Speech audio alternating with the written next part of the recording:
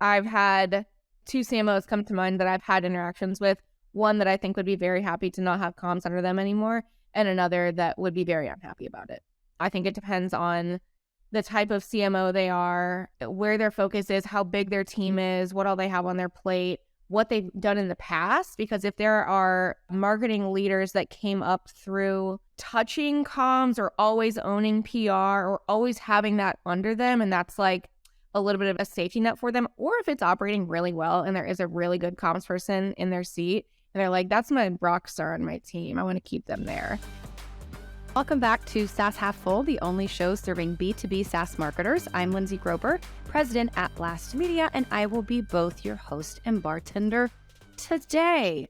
I am speaking with Grace Williams, who is the SVP at BLASTmedia, which is our agency. Once a year, I do chat with someone from BLASTmedia, and Grace and I are talking today about the rise of the Chief Communications Officer and tackling where it should live. And she makes the case for removing comms from marketing to have it serve as its own corporate functions. Hot take. So grab a drink and join me as I chat with Grace from BLASTmedia. Grace, welcome to SaaS Half Full. Hi, Lindsay. Thank you.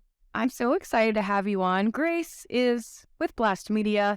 About once a year, we have someone from BLASTmedia come on the show, and we're having Grace because she recently wrote a piece for PR Daily titled, "Why 2023 is the Year of the Chief Communications Officer," and it popped off. So many shares, so many comments all over the place. So figured you all want to hear about this topic. So here we are. But it is 10 a.m. on a Monday. And as Grace knows, I always stay true to this process. I'm drinking. I don't expect you to necessarily join me for a drink, but are you joining me for a beverage of any sort? You know what, Lindsay? I'm joining you for a coffee and a water, but I do love that you stay true to the process. Here I am. Never had this before. So Decoy is a wine, so I've had that. But this is a Decoy seltzer rosé with black cherry. It's respectable. It's only a 8-ounce can. So, you know, we're doing this thing. All right, Grace, so before we dive into our topic, if you could give our listeners a little bit of background info on you. We've been blessed with your talents for many years at BLASTmedia, but if you could just talk through how you came to Blast and what your role is today at the agency, that would be helpful. Right now, I'm our senior vice president of PR, but obviously have not always held the same job. I've been at the agency for coming up on 10 years, believe it or not, which is crazy. It was my first actual full-time job out of college in 2013. And I came up through the ranks. So I actually started on our social media team back in the day when we had a full-scale social media team, working for some consumer products at the time, and quickly learned the media relations side of things and grew to love that very much and have been held about every role that you could think of, regardless of what the title was at the time. Could have been AE, senior AE, director, and so on and so forth. So now what I've been doing for quite a while is overseeing just the success of all of our accounts. So making sure that across the board, we're setting the right OKRs, meeting our OKRs, that our clients are happy, getting feedback from our clients, remediating when necessary, working with a lot of our data. We log all of our coverage, and I pull that coverage and look through it to try and determine any trends in the media landscape and adjust with our directors and VPs accordingly.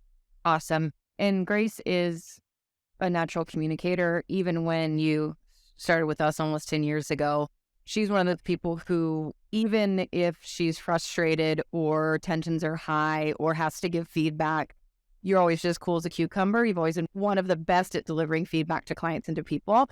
So I feel like you're someone who can speak really intelligently on this topic. The rise of corporate comms and just how important it is has never been more clear than in, I'm just going to even say, the last 3 years. But what prompted you to get your opinion out there talking about corporate comms and the rise of or need for a chief communications officer? Just what inspired that? Yeah, it's funny. You mentioned that there was some reaction to this article when it was first shared, and there certainly was. And some of the first reactions were along the lines of, we've been saying this for years. And I was thinking, no, we haven't been saying this for years. It feels somewhat new. But actually, I have a friend that works for a tech company in communications, and she does not report into marketing. And so it came organically from conversations with her and talking about what the benefits are of where she sits in the organization and the different things that she's able to see. And then looking across our client roster and thinking about what the titles of the individuals are that we're working with and where they sit in the org. And who our best relationships are with and how communications has changed specifically in the last 3 years, and wanting to put together some predictions. And so this was originally one of the predictions that we posted on our BLASTmedia blog, and then we turned it into its whole own thing. And when thinking about too specifically what we've seen with our roles, we execute media relations, thought leadership, and PR, but we have been tapped strategically in such a different way over the last 3 years, even as an agency. So when we're taking another step removed, you have your in-house team and then you have your external vendors, and just what we've been relied upon from a overall communication strategy to give guidance on internal messages that we all know can maybe turn external. So our world's been pretty crazy. So where does corporate comms typically live? And then what do you see as either the problem or a potential benefit of that? Yeah. I was talking a little bit earlier about the titles of the people that we're working with. That's one way for me to look at it. And we do a client survey every year and ask people, make sure we know what their title is and where they sit and where their budget is coming from, all of those things we ask for. And so generally the answer to that is marketing, but it is sometimes specifically there's a corporate marketing budget. And interestingly enough, a couple of our clients, a good chunk of them, their budget's coming from content marketing specifically. So we're oftentimes working with a content person. I would say over the last 3 years, we've seen more and more of the titles of the individuals that we're working with actually be like a PR title or a communications title. But even then, their boss is probably a VP of marketing or a CMO or potentially even sometimes a CRO. And so I guess in terms of where there are problems with that, marketers have a lot on their plate, right? They're responsible for ABM, pipeline, advertising, design, content, customer marketing, product marketing, all of it. And oftentimes they also oversee BDRs as well. So like a sales team where they're writing emails per sales team. So how could we expect them to also have time for and oversee communications? And I think some of where we butt heads sometimes with either a demand-driven CMO or potentially a CRO, if that's who we're reporting into, is they're short-term gains type of people, right? Because they have to be. They're contributing to pipeline. That's their number one thing that is the most important to them. But ultimately, a lot of the things that we're working on as communications people are a little bit more long-term, and you're not going to see the results of after 3-6 months. In terms of massive impact on pipeline, there will be results, yes. And so I think maybe just butting heads on priorities and what those outcomes are looking like. I mean, there's a reason that the CMO role, that tenure keeps getting shorter and shorter. I mean, this is my opinion. I think it is the most difficult role in the C-suite, and I would even say more difficult than a CEO job. And I've talked to former CMOs who are now CEOs who share the same, not that being a CEO isn't difficult, but the challenges are different. But that tenure shorter and shorter, because that role, it sucks. I mean, it really fucking sucks with how much you're responsible for, and to your point of all these short-term gains. And the interesting thing about comms here in the last 3 years is there is this long-term, right, brand perception and, building that brand long-term. But there's also been so many world and U.S. social events that happen that require a quick turnaround and a response, and one that's thoughtful and honest, and making sure that anything that's internal might be seen as external. There's been this even more of a short-term need on the comm side. And if you can't get your stuff together to formulate something that hits the mark, you're kind of screwed. And we've seen this play out. So to me, they're getting more out of alignment, marketing and corp comms. Talk to us about specifically what you see driving this here more recently. Yeah. Does the term doing more with less ring a bell for you? Have you heard that recently? I have. Well, it is doing more with less, Lindsay. We're hearing it from all of the marketers that we work with. And it's just due to the increased focus on demand given the macroeconomic environment. I think if you jump back to 2020, 2021, VCs were pouring a bunch of money into tech companies. That's certainly still happening, maybe not at the volume that it was happening back then. Valuations are down, so our investments in tech. There's less money to go around, which means there are less staff to go around as well. And so everyone's doing more with less. And marketers are very focused right now, as they should be, on driving demand. And so I think that sort of heyday 2020, 2021, where there was a lot of time, there were a lot of resources to invest into different parts of the business. And now we're like, okay, let's really make sure that we have our pipeline stable and we're growing at a steady rate and we're going to be a sustainable business, is a little bit like, let's not deal with that comm stuff over there that's not going to give us the results that we want to see right away. And so I think when you mentioned the word strategic, that definitely rings a bell with me. And I feel like if you don't have a comms leader that is a senior leader, you are not getting much comms strategy at all. You might be getting comms output. If there is someone that is like at a communications coordinator role or level, or even a managerial level that's sitting in marketing, they're still being bossed around or pushed around by the marketing leader that says, hey, go write this customer comms. Hey, go write this press release. You're not going to get someone that's able to deliver something that's actually strategic and on point, and able to secure the approvals needed to get it out in a timely fashion. One of the comments on your article, somebody said, oh, whatever his name was. So you're saying you would rather have a great reputation be broke than be rolling in money and not have the best reputation. It's not an either or. You were never going to say you should do brand only and not demand gen. Similarly, you should not say all demand gen, no brand. So that to me is just a wrong approach, and is why we are where we are. Yeah. And I also think it's tension on both sides, right? Because there are multiple types of marketing leaders, right? You could be a marketing leader that's very focused on brand, or you could be one that's very focused on demand. I think right now we're seeing more and more that are focused on demand. There's frustrations on their side too when they're working with comms people that are on their team that maybe they don't feel like that's a fit for their team, and they don't want to prioritize that person's projects, and that's not bringing results to the table that they want to see. And also think about the comms person in that situation. You have this marketing leader who is probably saying, look at our person that's leading ABM, look at our person that's leading pipeline and what they're doing for the business. And all of your projects just get pushed to the side or not highlighted or anything like that. There's tension on the team as well. And obviously high performing teams are going to have people that are working together very well. And so there's just not a fit there all of the time. I'm not saying that it can never be there. But yeah, you never want to have either or. You always want to have both. And I think that there are ways that communications can support more areas of the business than just marketing. We don't have to be only writing comms for customers. We are also supporting HR in a rollout of a new HRIS, or potentially a new way to request your time off, or maybe we're helping the CEO write a weekly note, or maybe we're reviewing their board deck before they go to present to the board. There's lots of ways that communications can be supporting more functions than just marketing, and they should. And that's where the limited point of view sit. And it's not even necessarily intentionally, but there's such a narrow view of communications, corporate communications. And so it's not really seeing the need for, if I'm a chief communications officer, what am I doing? And who's reporting to me? So talk through what you would see under a chief communications officer.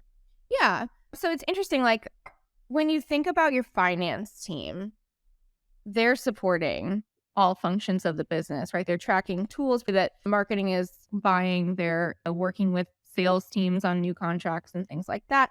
They're working with all areas of the business. And so why shouldn't comms do the same? Why shouldn't comms support the sales team, the HR team, the marketing team all at once? So certainly supporting your employer brand and recruiting and things like that, supporting a sales team to help celebrate big wins inside the entire organization, still supporting marketing, highlighting customers. Customer marketing is still going to be huge. And then a lot of executive communications, and executive communications are going to be from both external and internal. I mentioned it could be a weekly note from the CEO. It could be helping them with, say they're going on stage and they're going to speak at a conference, helping them with their talk track, helping them with their deck. Maybe they're chatting with an analyst upcoming. Maybe they do have a media interview and we need to prep them on talking points. And so I would say that external communications piece and the executive communications piece is certainly growing in importance to an organization. People, whether that be your investors, your partners, and specifically your employees, want to hear from the leaders of your organization. And those leaders certainly need help in making sure their messages are on point. So you're seeing under a chief communications officer, or to say internal comms? Certainly internal comms, external comms, or you could say media relations, analyst relations. You could have someone that was specific to employer brand. That would probably be where I would start. Yeah. And for our listeners, all shapes and sizes of companies, when would be the right timing? Obviously, you have to be to a certain point and have a C-suite, a built-out one to have a chief communications officer. When would you recommend hiring your first dedicated comms role? I mean, early on. I don't think there would be a time that I could think of that would be too early to have a dedicated comms person. If you are building and you are growing quickly and you are at the point where you are talking to investors and trying to build awareness, I can't think that it would be too soon to have someone dedicated to comms. And specifically, someone who's working directly with a CEO or founder on helping them build that brand. And even if there's not a fully built out marketing team, there's enough social impact events happening in this world that you can't not have a voice. And if you're going to have one, you certainly need to make sure that it's going to hit and going to resonate. We've seen it go pretty bad. Talk through a couple recent examples where, in hindsight, it's like, wow, this would really make the case to have someone who maybe doesn't send her marketing to work directly with the C-suite. Yeah.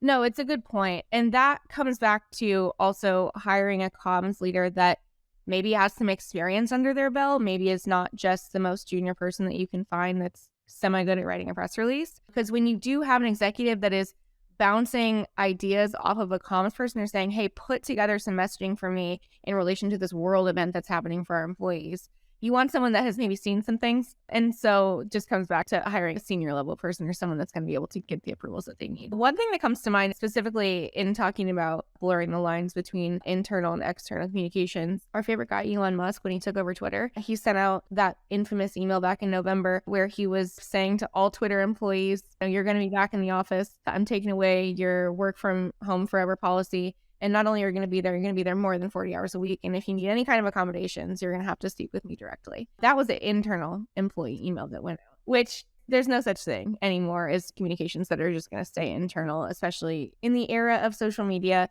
and screenshots and how quickly things can be shared. They're going to be shared, and they're going to be shared with reporters. And especially if you're someone as big as Twitter and as divisive as Elon Musk can be at times, they're going to get shared with reporters that maybe don't have your best interests at heart. That's one example that comes to mind. Maybe Elon has a little bit of the Kanye can't be managed factor happening. We know that there are some tech CEOs that are also that way. And so being able to have a comms person that's going to stand up to you and say, oh, hey, no, this is X, Y, and Z points of how this email is going to be received and where you should adjust that messaging, because eventually this is going to probably more likely than not make its way outside of our organization. Now, is every single one of those opportunities going to be as big and dramatic as Elon Musk and an internal email at Twitter? Probably not, but an effect on any employee is important and should be considered. Yeah, if you're interviewing for a job and a CEO or founder says he or she does not need any help or guidance, run from that. I mean, the Elon Musk example is like, no, I'm good. And then it creates a shitstorm. You're like, bro, right? If you just would have listened, definitely be wary of that. The other more recent thing that comes to mind is Silicon Valley Bank. Their comms team went under fire a bit. I mean, no one's going to say that this was the fault of comms, but there's definitely been some shade thrown at how that all unraveled. What are your thoughts and takes on that? Yeah, absolutely. It's funny. There's so many pieces to it, right? There's the actual financial stability of the bank and their losses that they took that had to do with it. Comms is certainly a part of it. And then the run on the bank, you could maybe blame the VCs or the tech companies themselves. But there is a comms influencer, the chief communications officer of Activision Blizzard, that has a great thread on this on Twitter. And we've been passing these kind of things around the office for the past, has it been a week, 2 weeks since that happened? But as far as my perspective on that is, they just really didn't consider communications at all, is what it seems like. The bank took on losses as interest rates rose. There was really poor timing on a press release they put out that happened to be the same day that Silvergate collapsed. And the press release they did put out, I saw somebody on LinkedIn said it looked like ChatGPT wrote it. It was just finance words that nobody really is going to take the time to understand. Didn't make sense. All we saw is that you lost $1.8 billion and you're looking to raise $2 billion. That seems really scary. And where conversations are happening these days is on social media, is on Twitter. All the VCs are on there. They're all chatting, saying, what's going on? Are you getting your money? Am I getting my money? Are we going to be able to get our money? And then they tell their portcos to pull their funds. And then that causes a run. So the only thing they did was have a call the next day, I think at 2:30, where the CEO of the bank told people to stay calm, which usually works so well when you tell people to stay calm. If you just calm down. Yeah, they don't calm down. And so there was I think a 22-hour wait between when they put out that release and when the CEO said anything to anyone about what was going on. There was no media interviews set up ahead of time to quell any fears. They were so deeply entrenched in the tech community. They had so many allies they could have relied on to help them get this message out and get it right. Because banks raise money, right? This happens. It's not a crazy thing. But they put out a press release on a really bad day. They didn't consider at all how it was going to be perceived. And they waited almost an entire day to say anything when they knew pretty much everyone was freaking out. Yeah, seemingly a lot of missteps. I do also, on the other side of it, just being comms professionals, is we've all had the client or been in the situation where you're not getting any information and you're only as good as the information that you're getting. So there is a chance that the comms team was handed this shit sandwich and there was no one saying, don't issue this release, right? For all we know, they're saying, oh yeah, we're good. Put this release out where it's good. And then all of a sudden the comms team's like, are you kidding me? So you can only make decisions based on the information that you have. And ultimately you're reporting to the CEO or to the board of whoever it is that is giving you your directive. But it is clear that comms was a miss. I don't want to blame the comms team, No, you're right. There's also SEC regulations that I'm not an expert on, but they had to put out a release. And I don't know if they were up against a time frame, they had to put it out right then, or if they had room and could have waited. There's a lot behind the scenes that we don't know, obviously. And so, yeah, there's a lot going on there. And I'm sure there is a comms person that's thinking, I told them not to do this. Right. Yes, absolutely. It's a lesson. And if they don't have a chief communications officer, then that definitely makes the case for it. I do feel like comms is being unfairly blamed a bit. And I like what you said is that comms wasn't a consideration, not that, their whole comms team should be fired, because again, we're only as good as the information that we're given. Communications people are very retrospective and we're always looking to improve and learn things. And so for us, we're like, okay, what can we learn? Whereas maybe the other components of the puzzle, whether those were VCs, tech CEOs, or bankers, have maybe bigger egos and don't always want to sit down and say, what did we get wrong here? So maybe that's why we're seeing like a little bit more of a focus on that.